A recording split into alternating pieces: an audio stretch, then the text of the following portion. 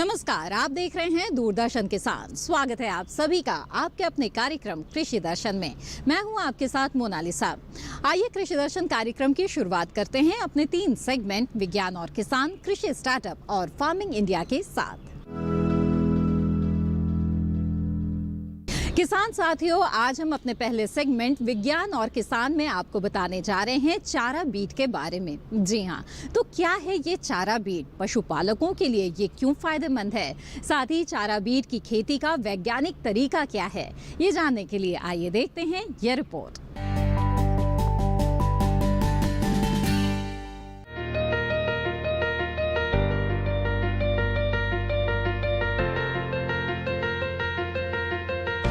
दूध उत्पादन बढ़ाने के लिए पशुओं को खिलाएं चारा बीट।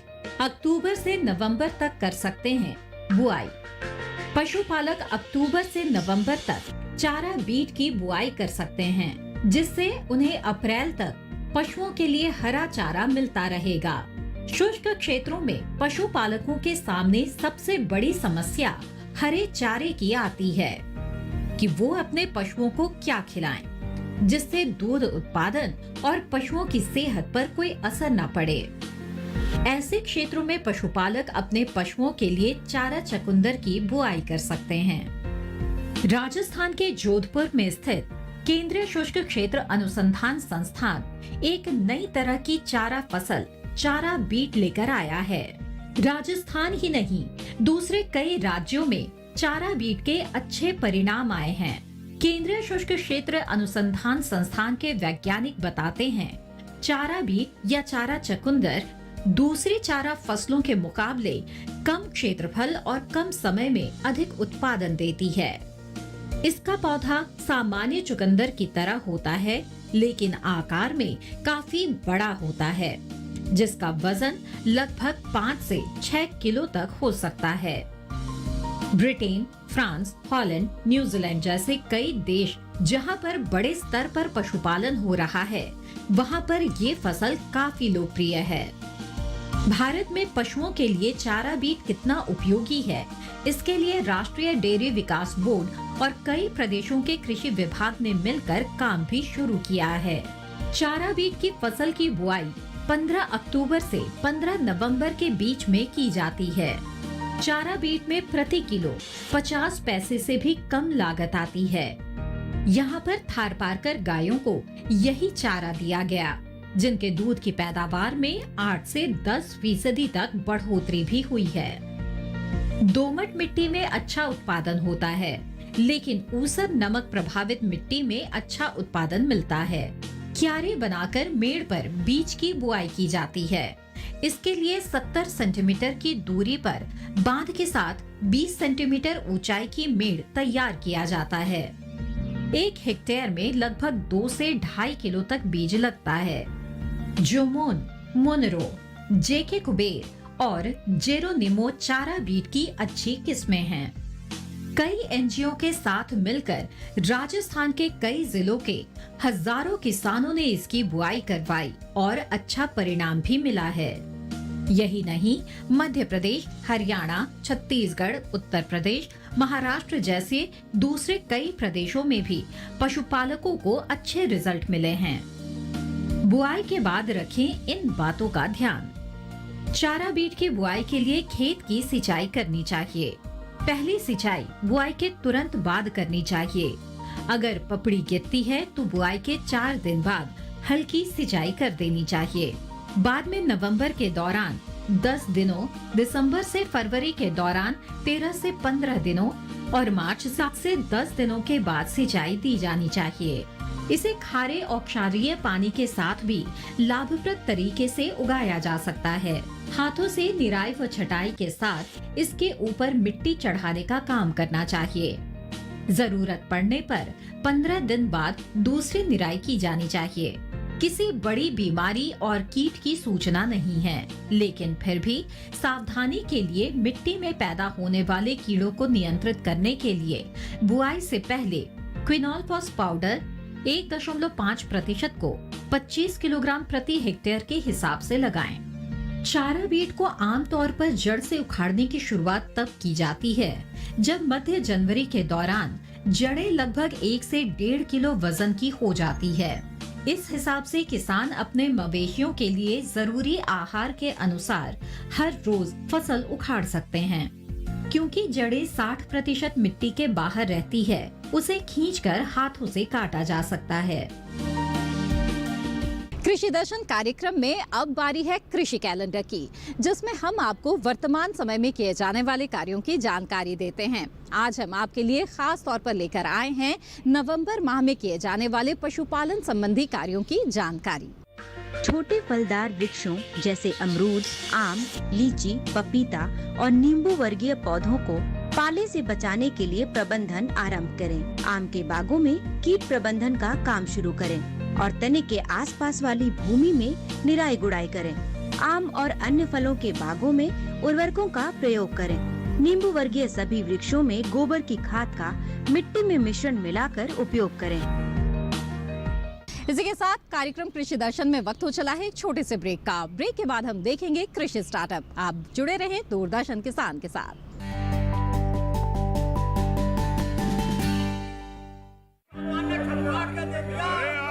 सारी फसल अच्छी होगी भाई।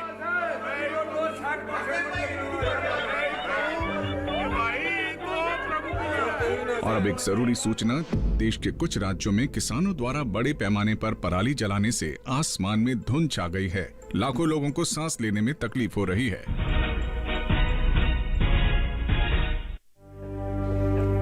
हर साल हम अपने ही घर फूकते हैं और तमाशे बनते हैं। ना, मैं ना मानता। ये काम तो बरसों से होता आ रहा है, अब ऐसा क्या नया आ गया?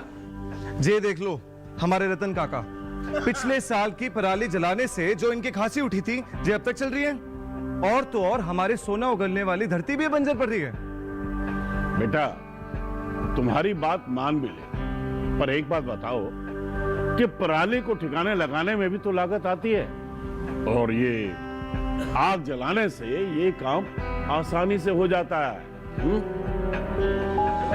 काका, ये बात ना रही, हम कह रहे हैं। देखो, मेरे पास कुछ मशीनों की तस्वीरें भी हैं, मैं तुम्हें दिखाता हूं। ये देखो, ये है हैप्पी सीडर, ये है मल्चर, ये है जीरो टिल ड्रिल, ये है स्ट्रॉ चॉपर, ये है रिवर्सिबल मोल्ड बोर्ड प्लॉ, और ये है रोटावेटर।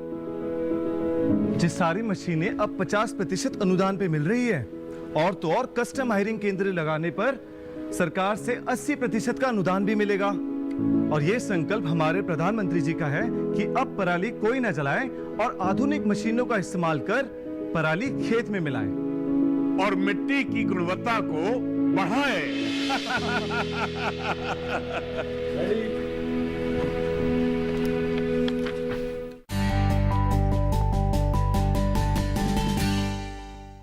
ब्रेक के बाद आप सभी का फिर से स्वागत है कार्यक्रम कृषि दर्शन में। आइए देखते हैं हमारा अगला सेगमेंट, कृषि स्टार्टअप।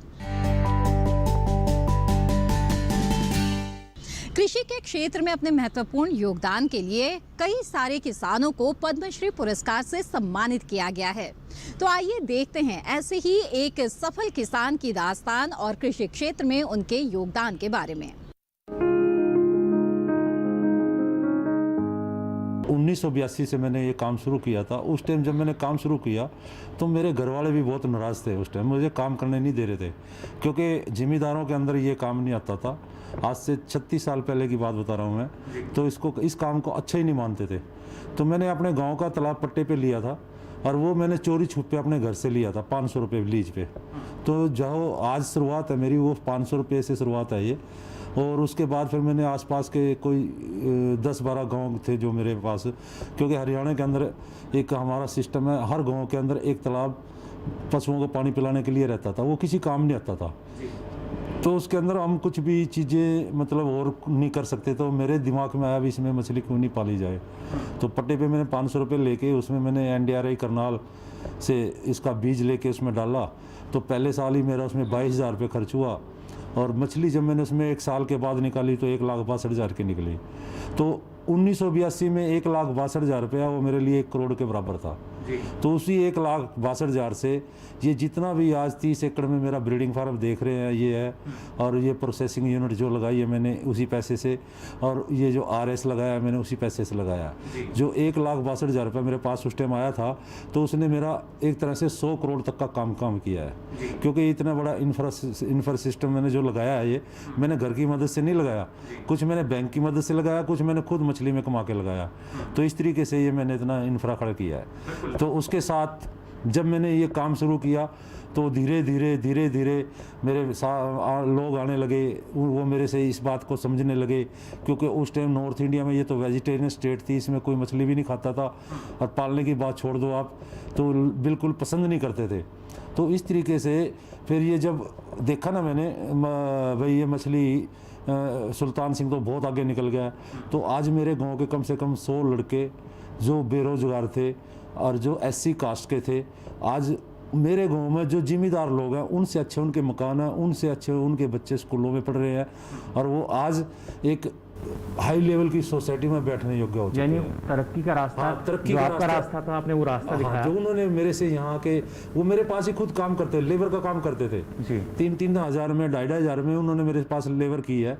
आज वो लोग अपनी आज फॉर्चूनर गाड़ियाँ लेके आज हमारे गांव के अंदर सबसे बड़े एरिया में, मतलब इस चीज़ में बहुत बड़ा नाम है भाई, सुल्तान के इतने लोग, सुल्तान के गांव संपन्न परिवार में वो विकसित। हाँ, वो संपन्न एक तरह से इतने संपन्न हो चुके हैं जी। कई फार्मरों के बच्चे तो आज कनाडा में उनके पढ़ रहे हैं, तो इससे ज़्यादा संपन्न तो मैं कह नहीं सकता। बिल्कुल सुल्तान जी, जैसा आपने बताया कि किस तरीके का सफ़र रहा, लेकिन शुरुआत में चुनौतियां भी रहीं, और अब आज के समय में केंद्र सरकार और राज्य सरकारें काफ़ी मदद करती हैं, आगे आती हैं। उस समय क्या इतनी सुविधाएं मिल पाती थी? सर उस टाइम की अगर हम बात करें तो उस टाइम ना के बराबर हमारे को सुविधा थी। हमने तो 20 साल तक कोई सुविधा का नाम ही नहीं देखा। सुविधा क्या चीज़ होती है, गवर्नमेंट की तरफ से कोई हेल्प मिल सकती है, बैंक की तरफ से कोई हेल्प मिल सकती है, तो उस टाइम बहुत धक्के खाने पड़ते थे हमें। तो लोन लेने में भी हमें, अब मान लो जब जैसे मैंने प्रोसेसिंग यूनिट लगाया तो 1 करोड़ का लोन लिया था, मेरे को 1 करोड़ रुपया घट रहा था, तो उसके अंदर मैंने 20 एकड़ लैंड मेरी, उन्होंने जितनी भी मेरी लैंड थी, बैंक वाले क्या करते थे, जितना उसके पास अपना सिस्टम होता था उसको सारे को गिरवी रख के तब वो 2 रुपये देते थे। तो आज मैं तो मोदी साहब का शुक्रिया अदा ये करूँगा कि उन्होंने इन चुनौतियों को देखते हुए और जो प्रधानमंत्री संपदा योजना बनाई है तो वो किसान के लिए एक वरदान साबित होगी, और किसानों को इतने धक्के नहीं खाने पड़ेंगे जितने हम लोगों ने खाए हैं, क्योंकि हमारे सामने बहुत चुनौतियां थी। आज के टाइम में जब से बीजेपी सरकार आई है तो इन फार्मरों के सामने किसी प्रकार की कैसी भी कोई चुनौती नहीं है। ये तो जाए बैंक से पैसा ले, डिपार्टमेंट से सब्सिडी ले और हमारे से सीड ले, तो ये तो मछली पैदा करने में इनको तो कोई प्रॉब्लम नहीं है। जितना भी स्ट्रगल किया तो हम लोगों ने किया है। तो मेरा कहने का मतलब ये है, मैं तो इनका बीजेपी सरकार का बहुत ज़्यादा शुक्रिया अदा करूँगा जिन्होंने इतनी अच्छी अच्छी स्कीमें बना के और इतना फिशरीज के लिए इतना बड़ा बजट दे के तो इन किसानों के लिए इनको एक आगे बढ़ने का मौका दिया है। इस योजना का भरपूर लाभ ले सके और अपने काम को आगे बढ़ा सके। तो अभी आपने जाना पद्मश्री पुरस्कार से सम्मानित सफल किसान के बारे में, और इसी के साथ कार्यक्रम कृषि दर्शन में लेते हैं एक और छोटा सा ब्रेक के बाद देखेंगे फार्मिंग इंडिया। आप जुड़े रहें दूरदर्शन किसान के साथ।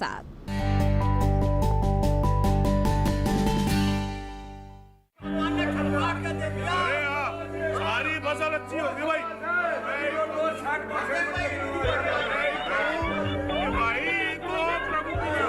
और अब एक जरूरी सूचना, देश के कुछ राज्यों में किसानों द्वारा बड़े पैमाने पर पराली जलाने से आसमान में धुंध छा गई है। लाखों लोगों को सांस लेने में तकलीफ हो रही है।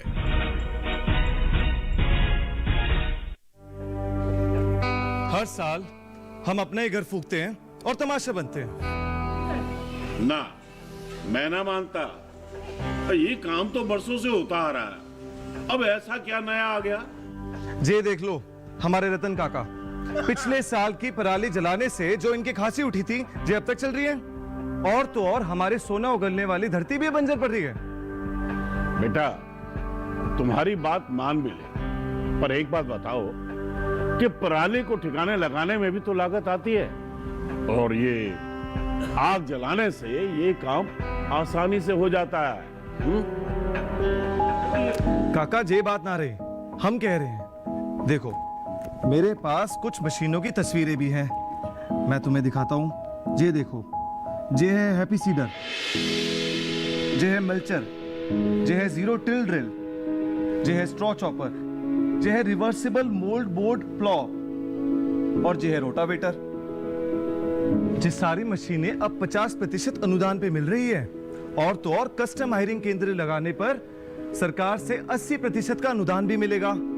और ये संकल्प हमारे प्रधानमंत्री जी का है कि अब पराली कोई न जलाए और आधुनिक मशीनों का इस्तेमाल कर पराली खेत में मिलाएं और मिट्टी की गुणवत्ता को बढ़ाए।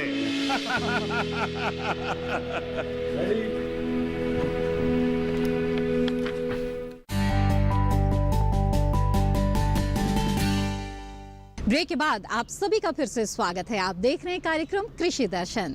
किसान साथियों, अब देखते हैं हमारा अगला सेगमेंट फार्मिंग इंडिया, जिसमें हम आपको कृषि क्षेत्र से जुड़ी हुई नई नीतियों, नई गतिविधियों की जानकारी देते हैं। आइए आज देखते हैं नए कृषि कानून के बारे में, जानते हैं इसके बारे में विस्तार से इस रिपोर्ट के माध्यम से।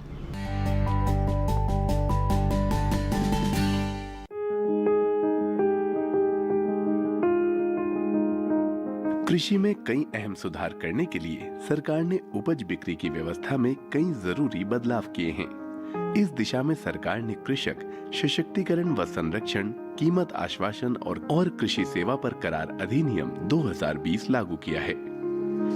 इस अधिनियम के लागू हो जाने से अब किसान उपज से खाद्य उत्पाद बनाने वाले प्रोसेसर्स, व्यवसायिक कंपनियां, थोक और फुटकर विक्रेताओं और निर्यातकों के साथ कृषि उपज की बिक्री के लिए सीधे करार या व्यवसायिक समझौता कर सकेंगे। करार हो जाने के बाद फसल की अच्छी पैदावार के लिए जरूरी साधन या इनपुट्स उपलब्ध कराने की पूरी जिम्मेदारी खरीदार की होगी।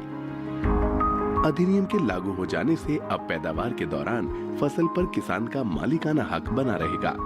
वहीं किसानों को उपज की बिक्री पर होने वाला खर्च भी नहीं देना पड़ेगा, यानी किसानों के मुनाफे में पहले के मुकाबले खासी बढ़त होगी। फसल का बीमा तो कराया ही जाएगा, साथ ही जरूरत होने पर किसान वित्तीय संस्थानों से कर्ज भी ले सकेंगे। इतना ही नहीं, किसानों को मौसम के जोखिम और बाजार के उतार चढ़ाव से भी सुरक्षा मिलेगी। ये अधिनियम अनुबंधित किसानों को नियमित और समय पर भुगतान की सुविधा भी देता है। जाहिर है कि कृषि में हुए इन सुधारों से किसान काफी फायदे में रहेंगे। इसमें से एक कानून है कृषि उपज व्यापार तथा वाणिज्य संवर्धन एवं सुविधा अधिनियम 2020।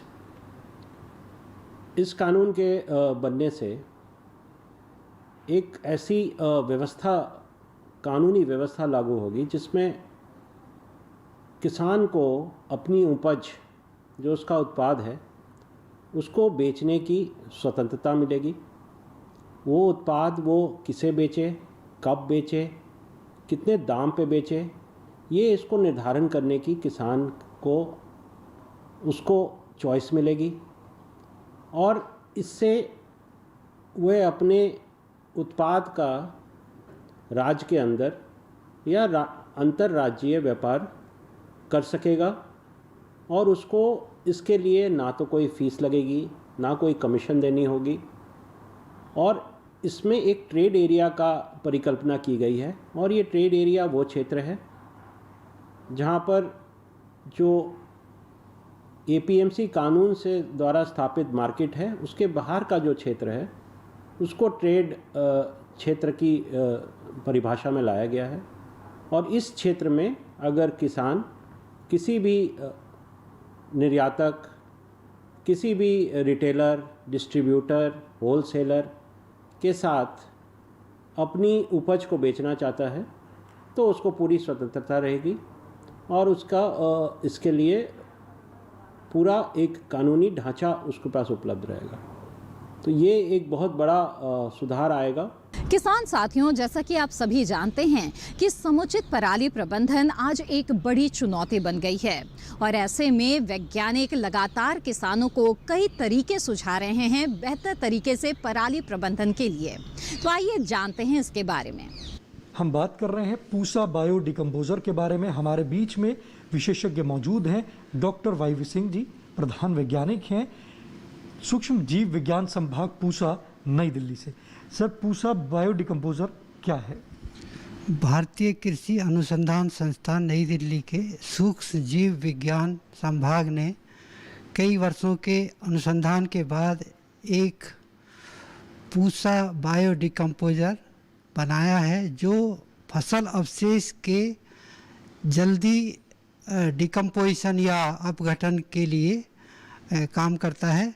और इसका जो आजकल जो समस्या है फसल अवशेष को जलाने की, उसके समाधान के रूप में इसका प्रयोग किया जा सकता है, क्योंकि फसल अवशेष को जलाना एक बहुत बड़ी समस्या बन गई है। इससे किसानों को कई तरह की हानि होती है। इसके अलावा वातावरण प्रदूषित होता है, जो एक बहुत बड़ी समस्या है। सर, पूसा बायोडिकम्पोजर की ज़रूरत क्यों पड़ी?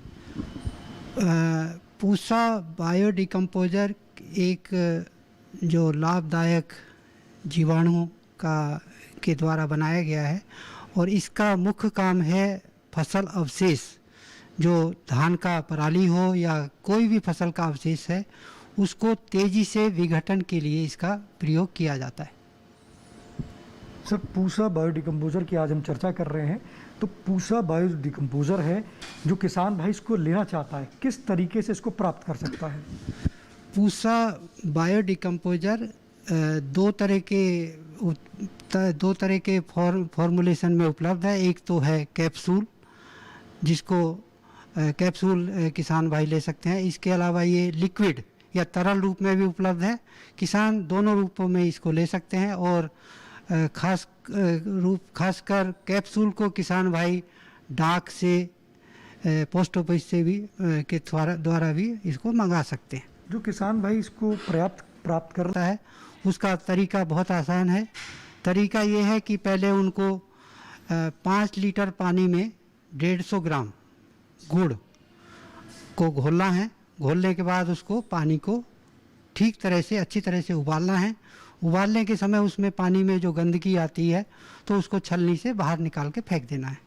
उसके बाद उस पानी को उबालने के बाद ठंडा करना है। ठंडा करने के बाद जब वो गुनगुना हो जाए तो उसमें 50 ग्राम बेसन मिलाना है और उसके साथ साथ 4 कैप्सूल को तोड़कर उसके अंदर डाल देना है और उसको अच्छे तरह से मिला देना है। मिलाने के बाद उस घोल को एक चौड़े मुंह वाले बर्तन में या ट्रे में उनको डालना है और डालने के बाद उसको ढककर हल्के कपड़े से ढकने के बाद घर के अंदर ऐसी जगह रख दें जहाँ थोड़ी गर्मी रहे।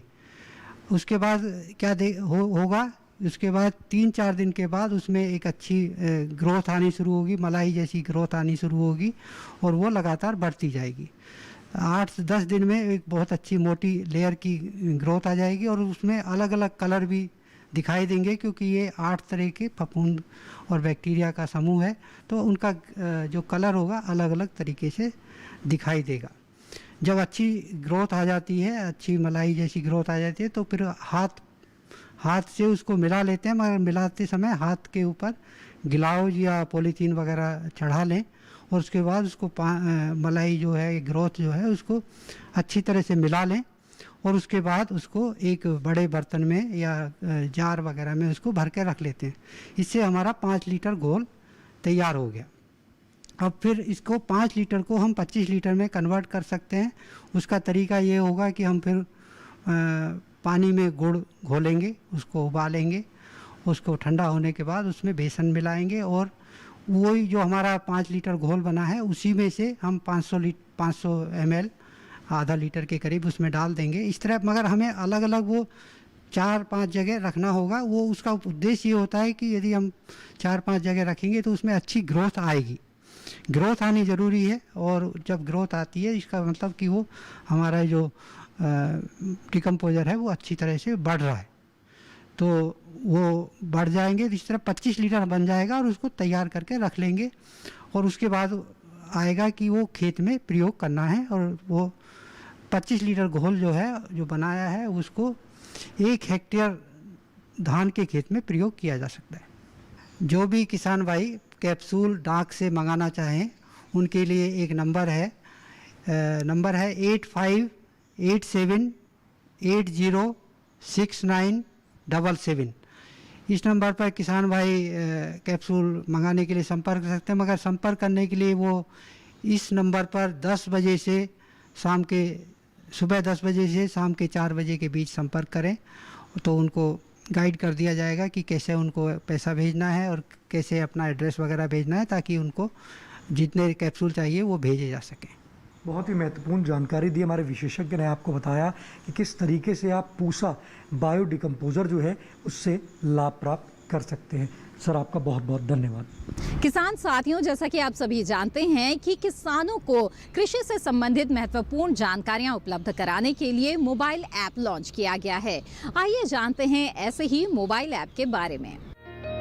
Buffalo reproduction mobile app. Buffalo reproduction शैक्षिक मोबाइल ऐप है जिसे ICAR CIRB हिसार द्वारा विकसित किया गया है। बफेलो रिप्रोडक्शन मोबाइल ऐप भैंस मालिकों के लिए ज्ञान प्रदान करता है और स्नातक पशु चिकित्सकों के लिए एक मार्गदर्शिका भी है। अक्सर पूछे जाने वाले प्रश्नों और उत्तरों के साथ पूरी सामग्री को 7 अलग अलग खंडों में विभाजित करके भैंस प्रजनन के विभिन्न क्षेत्रों पर बुनियादी जानकारी प्रदान करता है। आमतौर पर भैंस में पाए जाने वाली 11 प्रमुख प्रजनन समस्याओं को कवर करने पर विशेष जोर दिया गया है। ऐप वर्तमान में हिंदी और अंग्रेजी भाषाओं में उपलब्ध है। संपूर्ण ऐप सामग्री में डाउनलोड सुविधा के साथ ऑडियो बैकअप है। आइए अब जान लेते हैं मंडी भाव के बारे में। गुजरात में मक्का का मंडी भाव जम्बूसर 1,700 रुपए से 1,900 रुपए प्रति क्विंटल। राजस्थान में मक्का का मंडी भाव कोटा 1,167 रुपए से 1,351 रुपए प्रति क्विंटल। उत्तर प्रदेश में मक्का का मंडी भाव आगरा 1,530 रुपए से 1,580 रुपए प्रति क्विंटल। लखीमपुर 1,420 रुपए से 1,480 रुपए प्रति क्विंटल। आइए देखते हैं आज के ट्विटर प्लेट में क्या खास जानकारी है आपके लिए।